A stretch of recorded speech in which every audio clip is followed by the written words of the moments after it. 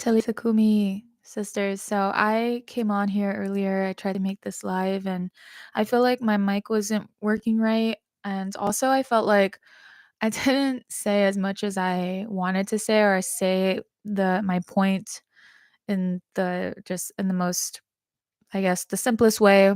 But yeah, so here we are again. I'm trying to just redo this live stream and talk about this topic again. And hopefully I just get out the perspective that I want to share. And yeah, so let's get to it. So we have a topic that went trending mostly in the Christian influencer space last year. It was like short, I think it was before Christmas, and um, I came across this video when I was just scrolling on my feed, and I maybe like a couple months before that, I followed this Christian influencer. Her name is God is Glamorous, and let me actually go ahead and show you her YouTube page. So let's go ahead and share my screen. So yeah, here we go. So this is her page. God is Glamorous. Her name is Johanna King. She's a very beautiful woman. Sorry. Very beautiful woman. She has some great topics, and I think she has a very modern Christian approach in a lot of ways. So, there's nothing wrong with that. I just feel like if you are looking for theological accuracy and things like that, I wouldn't necessarily go to her page for that, but just for empowerment in your faith and as a woman of strength and a woman of faith. And she gives some great tips on, I guess, entrepreneurship. I haven't really watched a lot of her stuff lately. I know that she might have had actually an abortion, and I think that's one of the biggest parts of her story that she connects with her audience and with Christians, is that I think she did have an abortion, whereas she has a video here opening up about it. I think it was this one, overcoming oh, no. I think there was one where it said, like, overcoming abortion or something. It might have been her or it might have been somebody else, but I'm pretty sure it was her. Oh, my abortion testimony. There you go. Right here. So, yeah, I feel like I think that, people like this who take their mess, right? I call it like God will always take your mess and turn it into a message. And I feel like her page too, aside from like calling things out culture, like she mentions, and I'm going to show the critique that I have in the video where I feel like she just kind of goes wrong with some things. But overall, I feel like she does stick to what she says she does, which is she calls out things in the culture, which is great because you should be doing that as a Christian. And I think with her influence at this point, I mean, and the Christian space is not the biggest, like the Christian influencer space is not that big, or especially with females. Believe it or not, I think that's my opinion. But I think she's doing a great job. Aside from this one video that she actually posted on her Instagram, I think she might have posted it here too. She removed it from all her social media because this particular post caused a big stir just in the space in general, in the political space, in the Christian space. I feel like she even ticked off quite a bit of Pacific Islanders and indigenous people. Yeah, she took the video off her page. Um, and rightly so. I feel like she definitely shouldn't have let me get out of this, girls. Yeah. I feel like she definitely shouldn't have done the video in the way that she did it. I feel like the message that she was trying to send was um it was not the best approach, as well as she didn't go into depth about the context of the video. So let me see if I can grab it here. Let me see.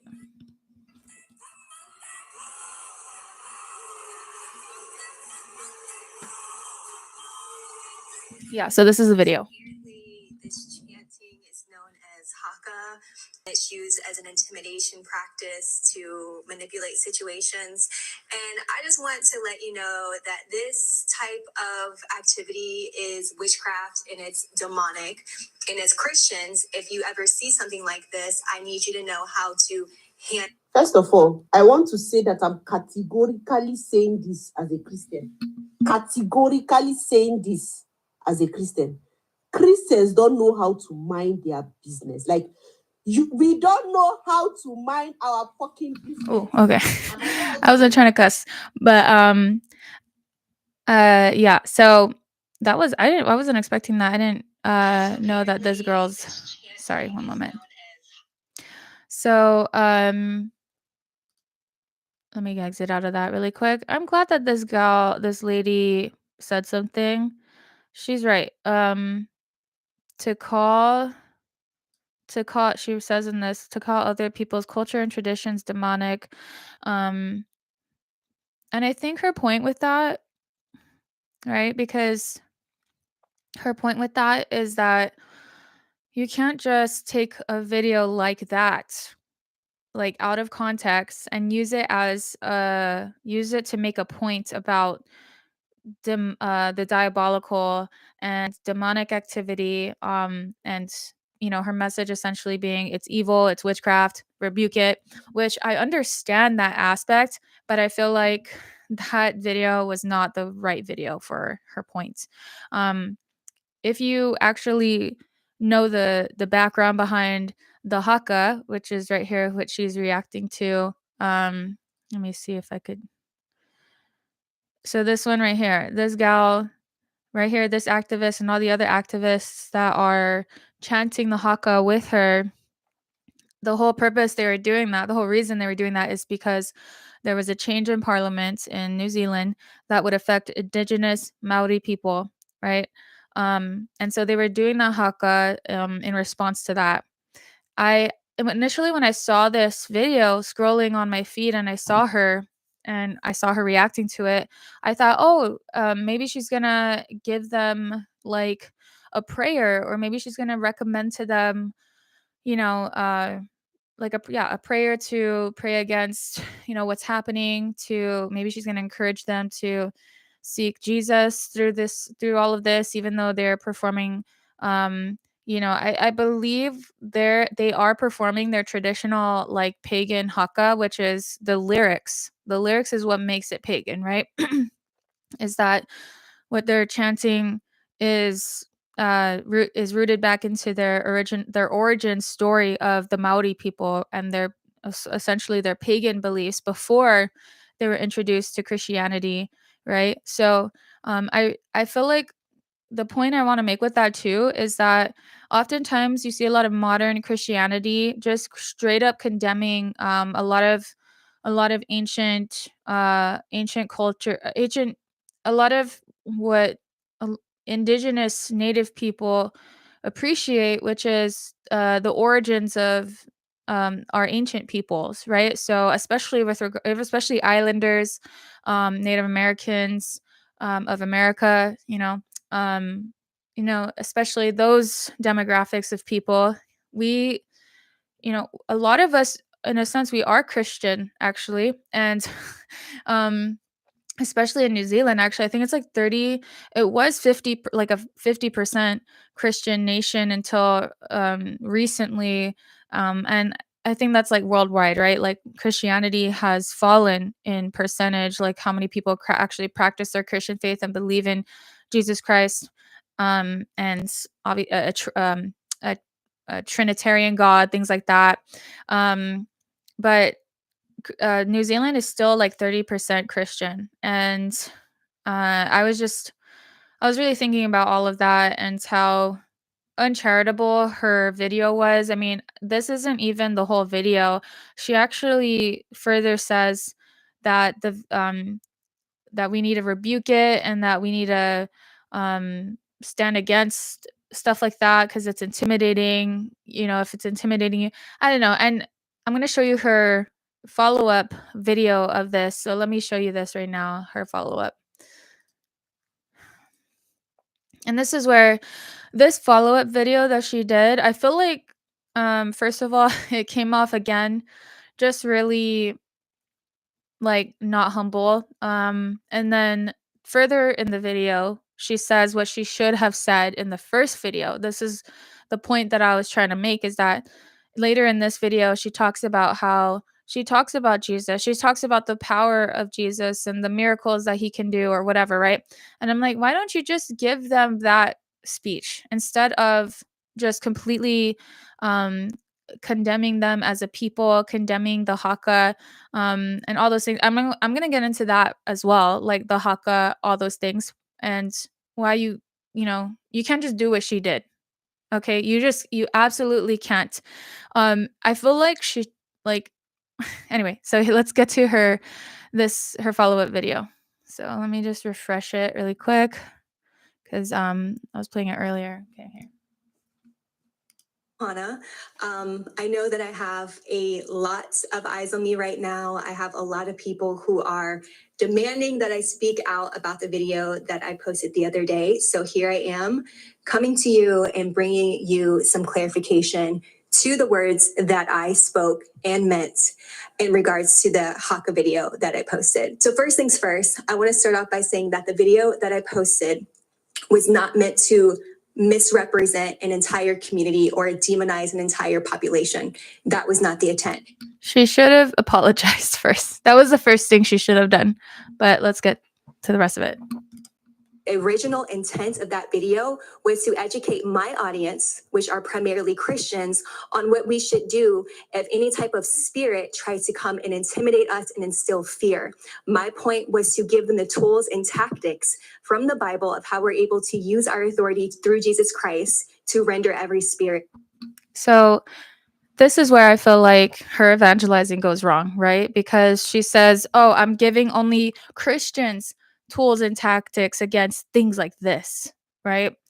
And again, she's not backing down on the fact that she's essentially saying that, um, she thinks that all of this is evil and demonic. Haka, the culture of the Maori people, and I'm gonna get into later why I want to further go into depth on the Haka, um, and even paganism. There's this great article that I'm going to reference as well called "Paganism Redeemed."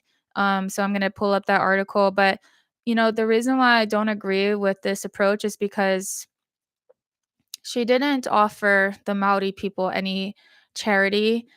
She didn't offer them Jesus. She didn't offer them love. She used them as an example of evil. That's my whole thing. She used a video about the threat to their indigenous Maori people of New Zealand, and it's so sad because it's like it really came off extremely distasteful, and it came off super uncharitable, and that's why she got the reaction she got, and that's why she took off the original video, because it came off hateful. It came off didn't come off Christian at all, like in a like. And I understand the spiritual warfare aspect. I'm woman warrior tribe, Talitha Kumi, like I'm all about spiritual warfare. I just don't think that you can use you can use people and say, "See, this is evil." Like here's a tool to like tackle, this, and not even like seeing past their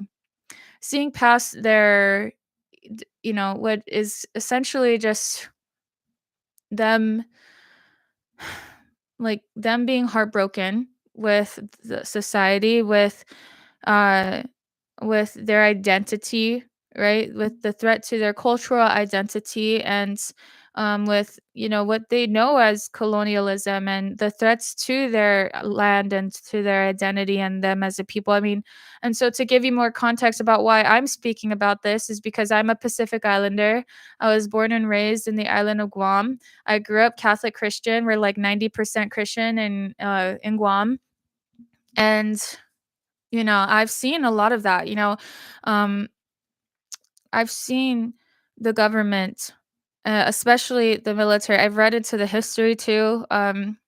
and it's a mixture of the church, of the government, and the federal government, and the U.S. military, right? So just all of these players just telling just it like your average islander, who's just trying to live their life and do the right thing. And just a bunch of confusion and identity crisis, and telling you what your identity is and who you should worship and all these things. And on a very human level, you have to think about how tiring and how exhausting that can be when also your land is being taken from you, when you're at the time, during World War II, like, or after World War II, when Guam was transitioning from farming and trading to the cash economy. So you have to think like families' lives are being impacted on how we get food now and how we make money. At one point, too, the U.S. military, it might have been like before World War II or after World War II. I think it was after World War II. The US military was running Guam at the time. So there wasn't really a whole like thing established on Guam yet as far as being a US territory. But I know that the US military tried to abolish the Chamorro language. So they tried to abolish the language because they essentially saw it as a burden. They wanted us to speak English and to be valuable and to get educated and all these things, which was extremely wrong, to force English on our people. And thankfully that law got like taken away, and eventually the Chamorro people did end up choosing English over our own native language. So that's why a lot of us Chamorros, we can only speak English. A lot of us don't speak our native tongue, and it's very sad. I know that there's a comeback with that, but I'm just giving you the context. Like it's not just black and white and sunshine and rainbows with Christianity in the islands or in the Pacific culture. It's not just black and white situation of, yeah, we all accepted Jesus and now we're just living a straight up Christian life, and it's all, just this one way, and it's that way or the highway. It's definitely a blend and a mixture of who we are as Pacific Islanders, and who we are as followers of Jesus Christ, Christians. So there's a lot of complexities to it. I know that a lot of modern fundamentalist Christianity believes in just heavily taking out anything that is in relation to like your old culture, right? Your old cultural identity. The word culture, the word tradition is very derogatory in modern Protestant American Christian circles. And that's a whole nother video to talk about, but it's also very important to know that like the enemy doesn't the enemy doesn't own singing. The enemy doesn't own dancing. The enemy doesn't own chanting. Actually, uh in the Battle of Vienna, right? When the Ottoman Empire was threatening the Austrian Empire to siege Vienna, um, and the the Austrian Empire was seeking help from Poland because Poland had the Polish hussars, these elite like military forces, special forces from Poland. They were like allies, and the Ottoman Empire was invading Europe at that time too, but specifically Austria and Vienna. And they called upon Poland, and the Polish hussars came out. And before they left their homeland, they do a war chant, and it was a Christian war chant, right? It was actually a Marian chant. So chanting is not pagan in that sense. It is, all these things that we do to reach God, it's like very inherent. It's very much written on our hearts that we want to worship God, that we want to reach for God, that we want to understand his creation, and we want to serve him. And um, he is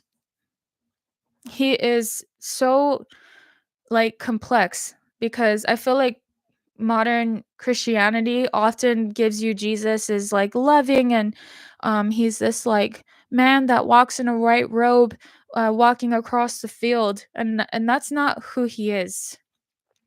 Like that's not all who he is, right? Maybe he is walking across a flower of, a field of flowers, whatever, but he he he came to earth as human being. He came to earth as a human, to experience everything we experience as a human in the flesh. And every time, we say that, and the word was made flesh and he dwelt among us, that is a very sacred phrase. And so he is not just um this like flowery guy in the sky. He came to this earth, he became flesh, and he knew that he was going to suffer and die as prophesied in Isaiah. He knew that he was going to suffer and he was going to die. And he knew that he would be offered up as a sacrifice, right? So just think about that. Now I'm going to actually, let me just show you the rest of her video though. So let's get to it. So people got mad when I said that Haka is demonic. And number one, they probably felt like when I said it was demonic, that I was saying that the entire population was demonic. That's not what I meant. And they think that I said that it was demonic because I didn't know anything about Haka and I didn't do my research. So let me start by saying I did do my research, and let me present my research to you together so we can go through the research that I've done and why I came up with the conclusion why Haka is demonic. All right. So if you go to the New Zealand website, which is where Haka originated, newzealand.com, and you scroll down to the origins of Haka, it talks about how Haka originated. And it says, according to mythology, the sun god and the goddess of summer had a son. And then it says, during the summer, the sun would dance for his mother, causing the quivering air we see on the horizon during hot days. And then it says, in Haka, this is symbolized by the gesture of trembling hands, which is a common action in many Haka. So why did I come to the conclusion that Haka is demonic? So it talks about these gods, the god of summer and this goddess that came together and had a son. Well, according to my Bible, and as a blood-bought believer of Jesus Christ, I believe that there's only one God, and he's the King of Kings and he's the Lord of Lords, and his name is Jesus Christ. And any other God is considered a false God, which is known as a demon. And you may get offended or upset, but the truth is the truth. The truth can be offensive sometimes. And if that offends you, I don't mean to offend you, but that's the word that I stand on as a Christian and as a woman of God. False gods are demonic. So when I said that Haka is demonic, I wasn't calling the entire population demonic. I was saying the practice is demonic. So people may get mad at me for saying that, but in reality, if you've seen my post from the beginning, I've been known for calling out things that are not of God. God has given me a spirit of boldness to call out certain things, and I've done it within my own community. I've called out the culture within America. I've called out Halloween and said it's demonic. I called out the Easter Bunny practices that we have and said it's demonic. Doesn't mean. I just want to add too that Halloween, and understand the culture aspect, right? That she's talking about Halloween, but actually never mind. I'm not getting into that's a whole nother. Anyway, if you look at the definition of Halloween, Halloween means Hallows Eve, which means Holy Eve, which means it is the eve of All Saints Day, the eve of the All Holies, which is the people who have gone before us as followers, as Christians, who have died for the faith and who are in heaven now as saints. That's it. The word Halloween is not demonic, so I just want to say that. But I understand what she means by the culture of with all the crazy stuff that goes on Halloween. It's sad, but yeah. So now I have I'm going to pull up her research tool, which is newzealand.com. That was the research that she did. Right. So let's see. New Zealand. NewZealand.com. Okay. Oh, one moment. One moment. One moment. My husband's calling me.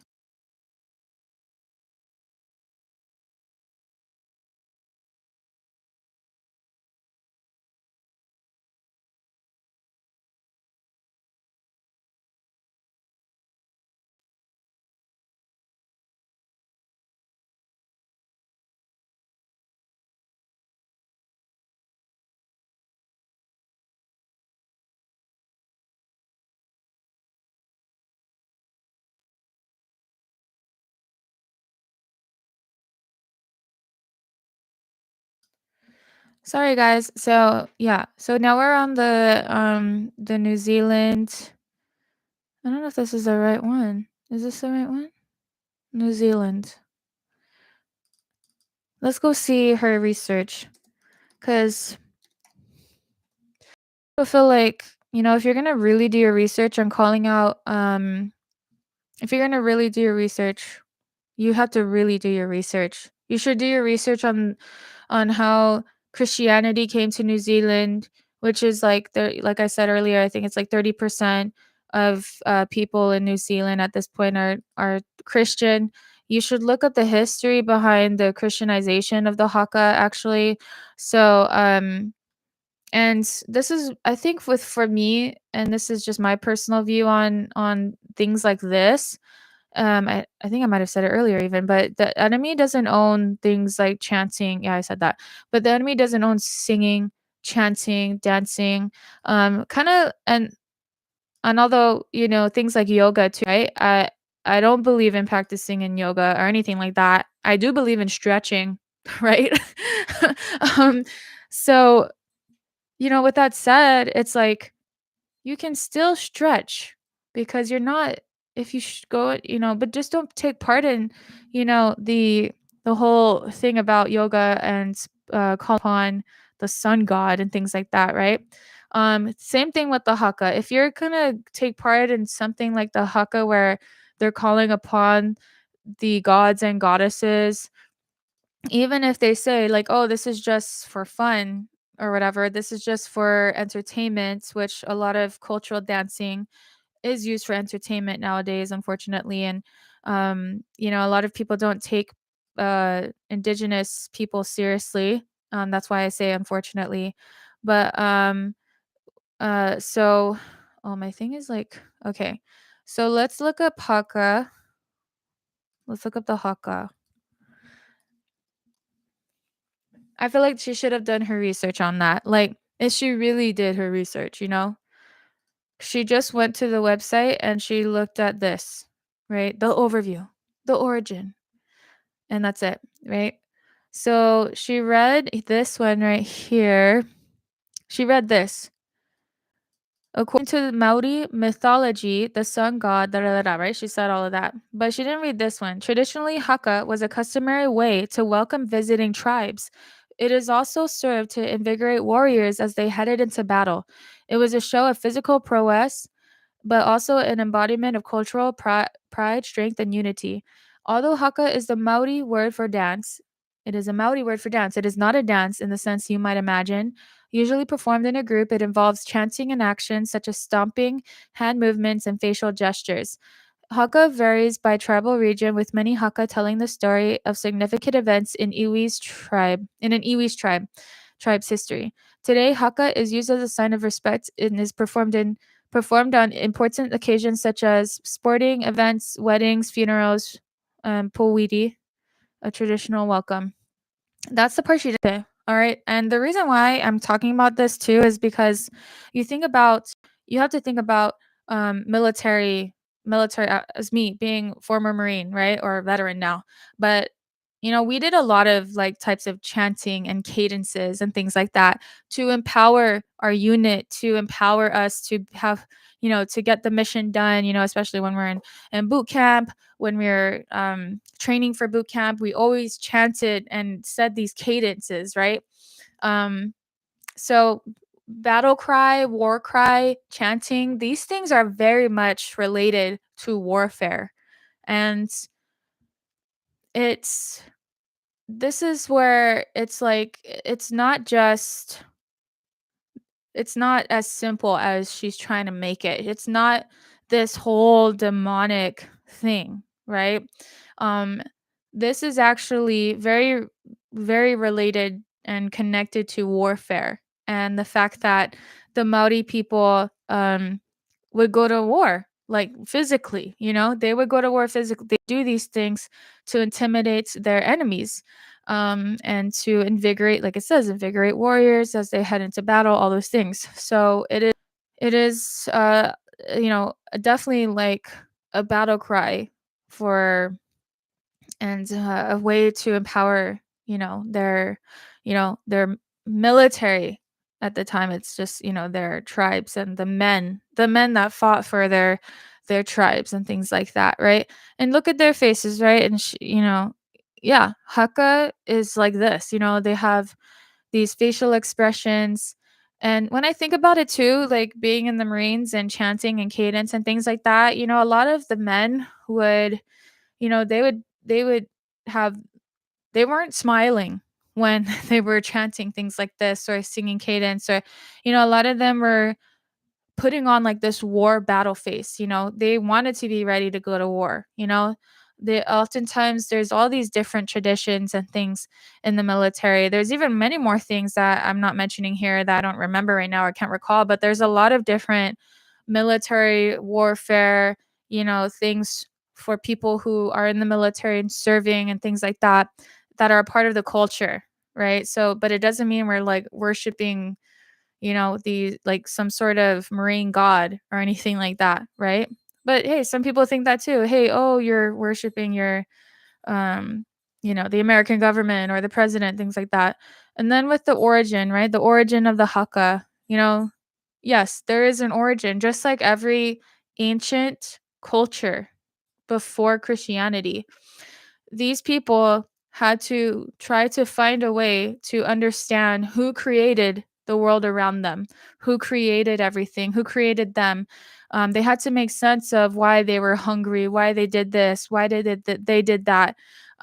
They and they looked at these powerful things in the sky, like the sun, like the moon, like the rain, like they acknowledged that all of these things around them was way more powerful than they were. That's why they called these things gods and goddesses. Now, sure, does can the enemy have an influence on those cultures because they didn't have not even Judaism or Christianity? At the time, it was only Judaism, right, before Christ.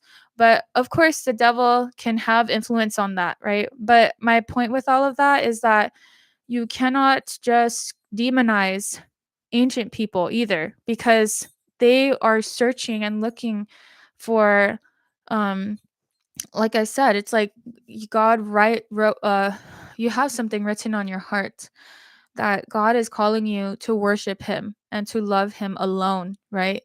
And for them, that as an ancient people, that was their way of reaching out to God. So there's this article called Paganism Redeemed. I don't know if I have it.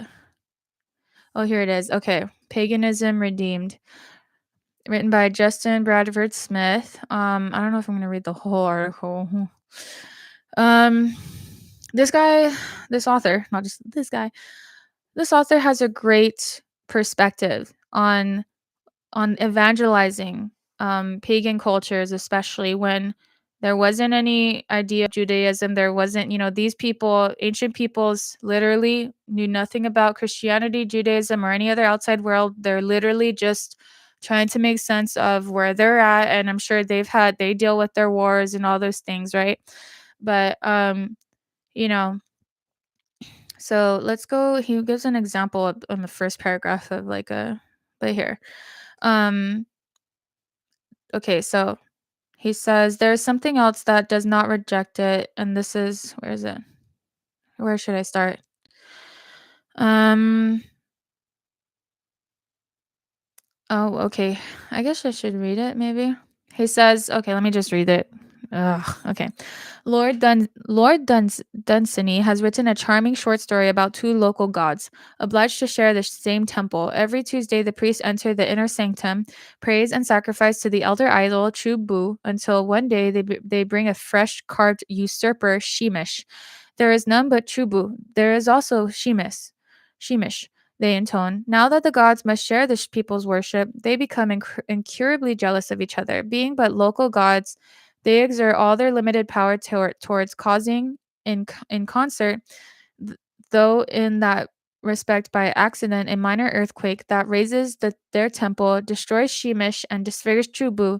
The story ends with the narrator who has rescued Chubu from the temple rubble, placing the proud, venerable idol on his mantelpiece, and occasionally invoking his assistance in a game of cards. My synopsis has not, perhaps, properly conveyed the humor of this story, but it is sufficient for our purposes to note that Lord Dunsany does not especially lampoon the acts of praising, bowing, or sacrificing before idols. We might draw two conclusions from this omission. Either this heathenish behavior needs no ridicule because its error is sufficiently obvious and outmoded, or the behavior, though heathenish, is obviously nothing to mock. In fact, I think both readings are true, but it is the latter on which I wish to focus. I'm sorry if you did not understand any of that. um, basically, it is. Let me just read it again. It is to Lord Dunsany's great credit that he did not skewer the priests and people for ritually entering a holy place, burning fat before mute bits of wood, and intoning the greatness of the minor deities. For if he had done so, he would have set himself squarely against all that is human. We know all that is human. Okay, there, all that is human. We know the people are erred because we know that Chubu and Sheemish did not exist, and even if they do, neither they nor their ornately carved idols are the proper objects of our worship. But the people did not err because they built a temple, or because they burned fat, or because they exalted, or because they bowed down. In doing so, they did something deep and ancient and holy. They sought the spiritual through the material. Lord Dunsany was too smart to reject such ageless sacredness. There is something else that does not reject it, and that is Catholicism. I am a Catholic in part because Catholicism does not reject it, for the Catholic Church truly redeems the world, the whole world, just as the Redeemer when he was lifted up and drew all peoples to himself. Okay, this is the part I was wanting to get to. All right, he says, most say to the pagan, your gods are bosh. And so is your form of worship. Repent, believe, and be rational. Come now. No more of this silly bowing and kneeling. No more of these gosh, glittering priestly garbs. Throw them off as you would shackles. Do not light incense or burn fat, for it does not avail you. Burn instead for the word of God. My dog is like pulling. Zeus, get out. Zeus, come here. Lay down. Sorry, my Zeus. My dog is like pulling my camera. Okay. Basically, what this guy is saying, lay down. Come here. Over here. My dog is like walking around. Lay down. Okay. Basically, let's get to this part actually. He says, but Catholicism says to our benighted friend, come, your gods are false, but your worship right and true. I mean, that all says it all. This is why I say, and I'm giving you this perspective on the Haka and of just in general ancient pagan cultures, right? Ancient. Not like one to make up a culture to defy Christianity. I'm not saying that. I'm saying that these cultures were founded on this need to reach for God and to worship God and to worship a God, what was written on their heart, and to acknowledge that everything around them is bigger than them and is mightier than them, and that they humble themselves enough to see that they didn't create all those things, which is why they say that there's goddess and goddesses, because they are trying to acknowledge what is bigger than them, essentially. And so he just goes on to say to to say that all the efforts of worshiping is not like a bad thing. It's what is bad is obviously worshiping false gods. He says here, "Your gods are false, but your worship right and true. You bowed before false idols, but now bow before the one true God, who is truly present in this bread." And so he goes into all of that, right? For you worshipped many gods, now worship the Father and the Son and the Holy Spirit, one God forever and ever. Amen. It's beautiful because he kind of he kind of still remains in this human aspect of the fact that um paganism, the religion that he's referring to in this article is like they want to have reverence towards what is sacred and what is bigger than them and their creator. They just don't know who the true creator is. And this is why we have this article, you know. What else is he saying here? So that is, I guess that's really my point with this article is that, and I read the whole beginning part. Sorry, I wasted your time, but it's a great perspective. I'll definitely link it. I'll link it in the description. But with all that said, there are Christianized Hakas. There are Christian uh, denominations or non-denominations, what have you, in New Zealand that do Christianize the Haka because, again, when you think about it, it's just chanting and dancing. And what I feel like what would make it pagan are the lyrics attached to all of that. And uh and so it's kind of like war chanting, like what we do in the Marine Corps. We do chant and all those things. We do talk about our enemies. We do talk about killing them and all those things in our chants, right? And so to redirect and orient your heart, your your everything you do, your body language, your expression, those things should be translated to God and to be oriented to God. If you don't agree with that, like, no worries. You don't have to, like, believe any of that, obviously. But it's just not a black and white area. And, um, and ultimately, with this whole video, my point is that she should have really tried to come at it with saying that, like what she said later in this video, that God is someone that can do great things. He's the King of Kings, all those things. She should have brought that into the context of the Maori people fighting for their rights. I mean, she even acknowledged it in this video. She's all about supporting people in that sense. And she even acknowledges that she is Black and so she's identifying with the fact that she's a minority and we do struggle with these things, right? But you can't just evangelize and in a way that is like, "Oh yeah, y'all are evil, like get out." That's essentially what her video was. It wasn't charitable at all. And this is what my other video was about Vanessa Ora Buena with her whole thing about the circus performers. I mean, it was just really, I mean, out of line how she just tried to say that associating with circus performers is evil. So, and this is the same thing with her, the context of her video. It was like, "Oh, so associating with Maori people um and in this context too, is that evil?" Of course not, because they're at that point too, in that context, they were fighting against some legitimate threats to them as indigenous people. And as an indigenous native person to an island, I can tell you that that happens quite often as a Christian as well. So, speaking as a Christian and telling you that this happens a lot in the islands. And so, whether it's the military or the government or even the church, we often have this struggle, often a lot, and, ultimately we have to give it all to Christ.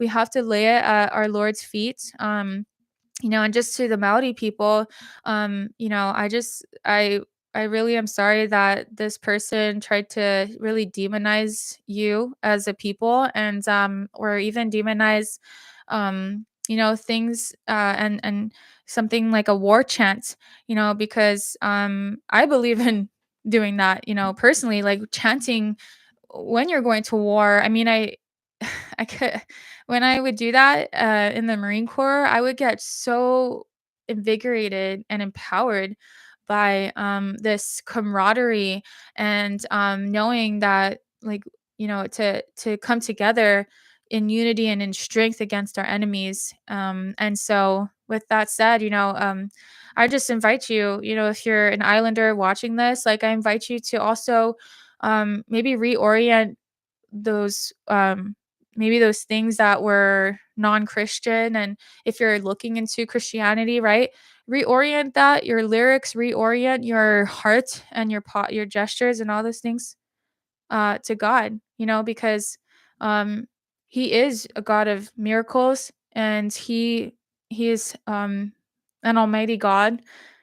He you know There are amazing stories about battles fought where God truly comes and just completely, answers our prayers. I talk about the Battle of Vienna a lot, when Vienna fasted and repented and prayed heavily for God to, save them against the Ottoman Empire. I mean, examples like that is a great example. And so, yeah, if you're an islander and you're also trying to figure out your identity as a Christian, an islander with your culture as well, I wouldn't really um I just and especially if people have been shaming you or demonizing you when you're just trying to figure it out. I mean, I feel like the more you just give it to Christ and the more you trust Christ with everything, you will slowly just let go to your attachment as well. Because I think too, a lot of islanders have an attachment to our old culture and our old ways, which is fine because I definitely have that too. A lot of it is connected to our family members and their love for us and their care for us, which is so real. But I would say that again, um, God has everything under control. Um, and the bigger vision is heaven, and to pray for yourselves, pray for your families, pray for your ancestors too. Pray, ask God for mercy upon all of us, and to Zeus, sit down, please. Sit down. Ask God to come into the picture with all of this, especially with the whole parliament thing. Um, I invite you to go to a church and to seek, prayer, as well as to, yes, definitely continue to fight for your rights in that sense. But see if there's a change, if you can ask our Lord Jesus Christ to make things happen, to make things different, and to help you understand too. Is this something that is truly evil, or is this something that is good for, obviously that I'm not a part of, the Maori culture. I'm not in New Zealand. I don't know that whole situation, but I just invite you to open up in prayer to our Lord, to protect you guys, protect the Maori people and your land. I also do that for my land too, for my island, and my people, because despite what we believe, no one wants to see our loved ones, um, you know, lands taken away from us, or our loved ones being threatened because of their beliefs, or um, because of their language or things like that. So I just hope that this kind of bridges the gap, and also just kind of, you know, walks this girl's video back, walks it back, because I can see she wanted, I don't know what she wanted. I think she just wanted to try to make this about spiritual warfare when it just wasn't the right video for that. It was nice that she said at the end that, talking about Jesus and how he can do all these great things. She should have done that from the very beginning in the first video. She should have offered Jesus before offering, um basically she should have been offering Jesus in love instead of saying, "Yeah, y'all are evil and get out of here." And this is where evangelization is just something that we need to get better at. And doing something like a reaction video is not going to get your point across, especially if you're trying to reach Pacific Islanders and Maori people. That's just not gonna sit well with us, because you're doing it over a reaction video. What you should do is offer prayer and offer, like she talks about tools and things like that. So that's all I have to say. I hope this all makes sense. And again, she has some great content aside from that video that I don't agree with.